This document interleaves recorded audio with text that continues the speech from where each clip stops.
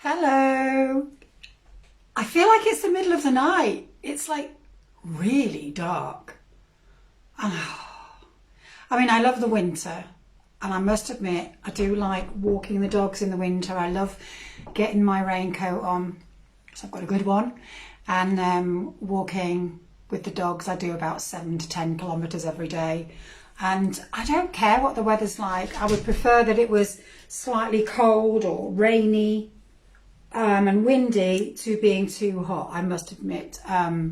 So yeah, I do like this time of year, I must admit. But I think that there is this thing where when it's cold and a bit dark outside, you kind of go into some kind of hibernation mode, don't you? And you just hide in your house, and I quite like it really. But the trouble is, it's always very tempting to not do my work and watch Netflix and stuff like that instead, because I feel like I should be hibernating and just basically eating chocolate and watching Netflix. So yeah. So this group, or when you join me, please let me know.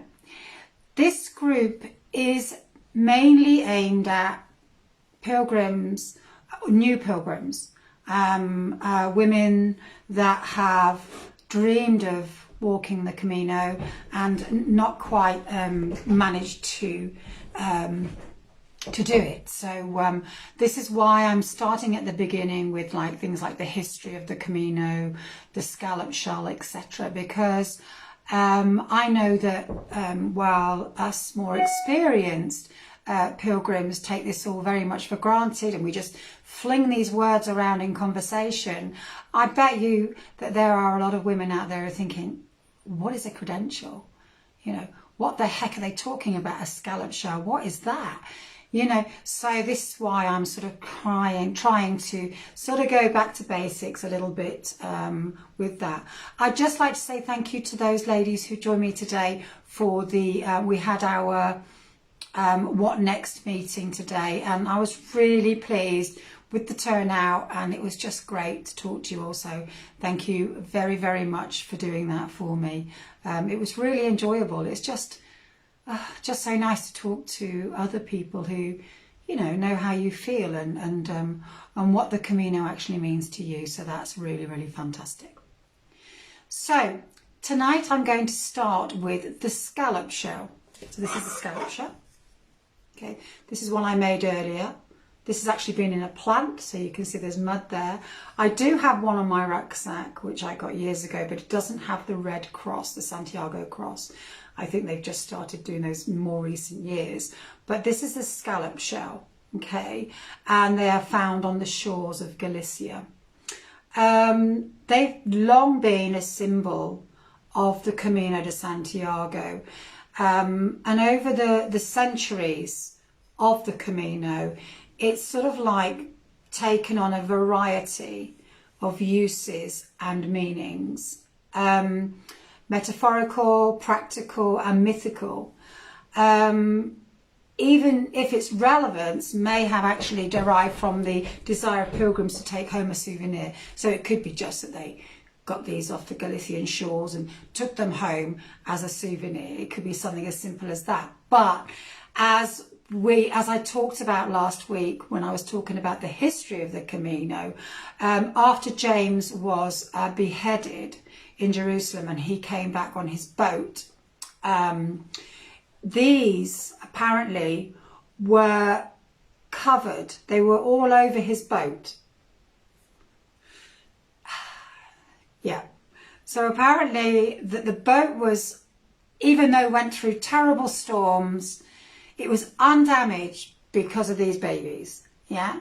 So, I don't know how true that is, but it's quite nice. It's quite nice to have these legends and these ideas, isn't it? So yes, so this is basically where the history of the scallop shell comes from. And obviously you'll see this shell in a lot of places. You'll see it, while you're walking on signs, etc. So it'll be different to this. Sometimes if you're when you're walking through the city, they're on the ground and they're made out of iron or something similar to iron. I'm not very good with that sort of stuff. But you will see these everywhere whilst walking the Camino. And these are also tied to the back of the rucksacks. It tells everyone that you're a pilgrim. And, you know, the truth is that as far as I know, and I believe this is true, you're not supposed to buy it. You're supposed to be gifted it. So you buy it for someone else, they buy it for you, that kind of thing. It's used for practical purposes as well. So, you know, you can see that it's used for maybe drinking water, maybe for eating, could be a makeshift bowl for something. And in the old days, this was seen as your proof of completing the pilgrimage. So you use this to prove to people that you had completed the pilgrimage. I suppose they just thought there was the theory that you picked this up from Galicia when you were, you know, when you got to Finisterre, and this was your evidence that you'd completed the Camino. So that's a scallop shell. They come in lots of different sizes. I bought a little special one for a woman who had a dog with her, so that the dog could wear one on its collar, so I quite like that. But anyway, I've got mine on my rucksack. I've had it for 20 years. How it hasn't smashed by now, I have no idea. Okay, let's go on to the credentials. I'm just going to make my writing bigger because I can't read it. So the credentials, this is my favourite. This is my personal favourite. Look at this. This is back from 2003. And these are my credentials from walking from Saint-Jean-Pied-de-Port to Santiago, and then we went on to Finisterre after that. And these are my very first ones. I'm very, very proud of them. Still haven't had them framed. I really think a lot of the people do frame them, and I think I do need to think about doing that with mine because they are getting worn out. Now, obviously on the inside page, as you can see, of the credentials, you've got a place where you can write in your name, your address. They will then write your passport number on when you get them, and the date that you started, how you are completing the Camino, and then they give you the date there. And this here is the final stamp that you receive when you get to Santiago. Now, as you can see, you can get them everywhere. Now, when I did it, you couldn't get them everywhere. You could basically get them in churches and albergs, and that was it really. But nowadays, you can get stamps from everywhere. So please don't be concerned that you won't be able to get your stamps, because you will. You can get them from shops, supermarkets, bars, everywhere. Okay? So when you stop and have your morning coffee, ask them if they've got a stamp, and you can stamp it. And what I recommend that you do is that you date it. You put a little date next to it, and maybe even write a little note next to it if you want to remind yourself, oh yeah, this was the cafe where they had the best patata, what's it called? Oh my God, tortilla de patata. So, you know, it tells your story. This tells your story. Now, there is a bit of confusion about this sometimes. Now, if you walk from Saint-Jean-Pied-de-Port, let's say, yeah, you can get stamps all the way from Saint-Jean-Pied-de-Port, no problem. But the only stamps that count towards your Compostela, which is your certificate, are the final 100 kilometers. They're the only ones that actually count. So it's really important that you look at the route you're doing and you make sure that for the last 100 kilometers of that route, you get 2 stamps a day in this. Because you could walk from Saint-Jean-Pied-de-Port to Lyon, which is many, many kilometers, but you're not entitled to a Compostela. Hi Jodie, hi Trish. Oh, the Australians are waking up. So yeah, it's really, really important that for the last 100 kilometers, so for example, from Ferrol to Santiago on the Camino Inglés, from Tui Valenca to Santiago on the Portuguese, from Sarria to Santiago on the Francais, you need to have 2 stamps a day for when you arrive at Santiago. Any stamps before that really are just done for you, They're not to be counted in your total. So it's really, really important that you do that. So basically they recommend that you get a stamp from your accommodation and one in the middle somewhere, like when you have a coffee.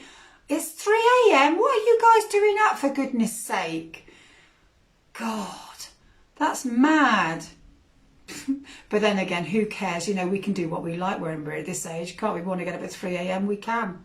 At least there's someone to listen to, like me, gabbling on. So that's really, really important. And the reason why you have your telephone number inside your name and your address, because if you lose this, you'll be pretty devastated.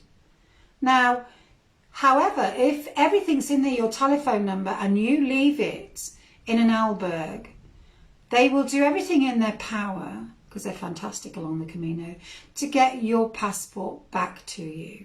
So it could mean that they give it to someone who's walking to give it to you, to meet up with you. And if your telephone number's on there, then they can send you a WhatsApp, okay? And say, look, I've got your passport or your credentials, because they're both called two different things. They can be called Pilgrim's Passport or Pilgrim's Credentials. I must stress that, because some people get confused with passport and credentials, okay?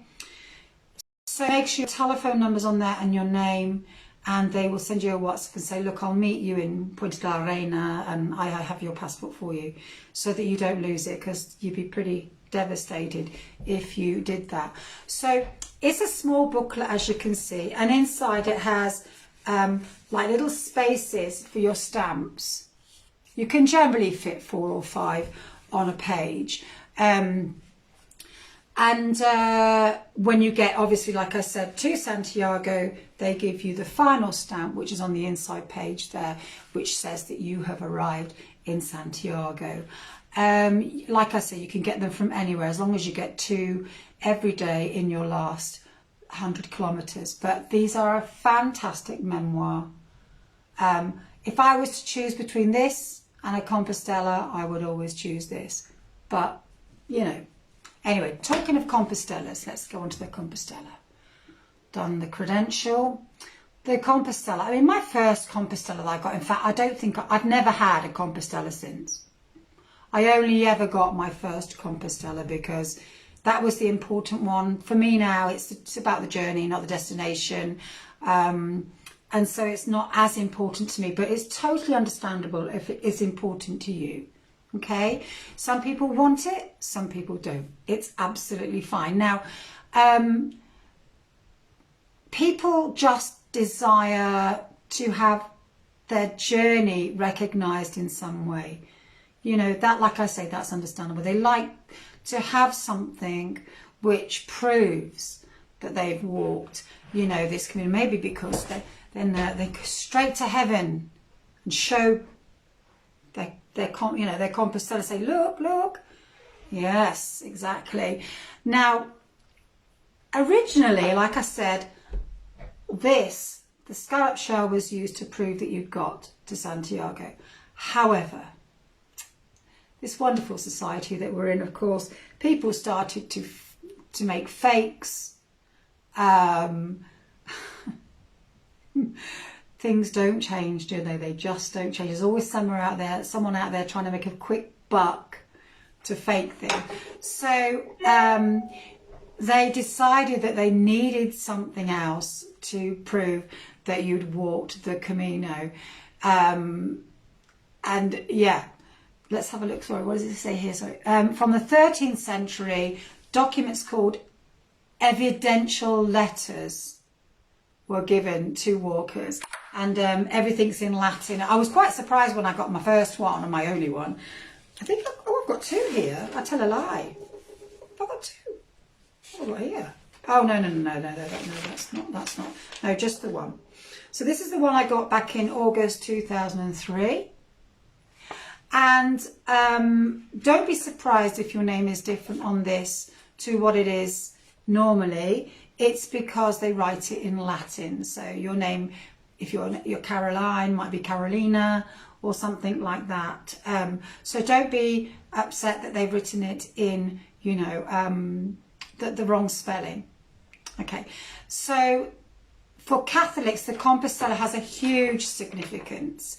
But, it also has a meaning to everyone because it provides evidence that you have walked enough distance to get the Compostela. Now, you have this Compostela which proves that you've done the Camino. There is always, if you're not religious and you're not interested in having a religious document, there is always a distance walk certificate as well. Now, this one is free. The distance walk certificate, last time I looked, was around €2.50. It could be different now. And some people prefer that to having a religious document because they feel like they're being hypocritical. That's fair enough. Everyone's different. So you can have this document and you can also have the distance walk document. Now, another thing which I think is really, really nice is that if you're walking in the memory of somebody, you can ask to have this put in the name of the person whose memory you are walking in. So that's another thought for your Compostela. So 3 things: scallop shell, which is generally on the back of your backpack. You can use this in the wine fountain as well. Yeah, everything has its uses. I hear people dig with it. I don't know why. Anyway, the Compostela, which is this, the certificate, and the credentials. I've probably forgotten loads of stuff. Oh yes, one thing, if you're riding a bike, you have to ride at least 200 kilometers and get stamps for 200 kilometers. So yes, but that's my life for today. Guys, you need to go to bed. This is really, really crazy hours. It's not even the weekend, Trish. You shouldn't be up at 3 o'clock in the morning when it's not the weekend. Right, my lovers, take care. Have a lovely rest of the week. Have a lovely weekend. And I will see you this time next week. Lots of love. Take care. Bye.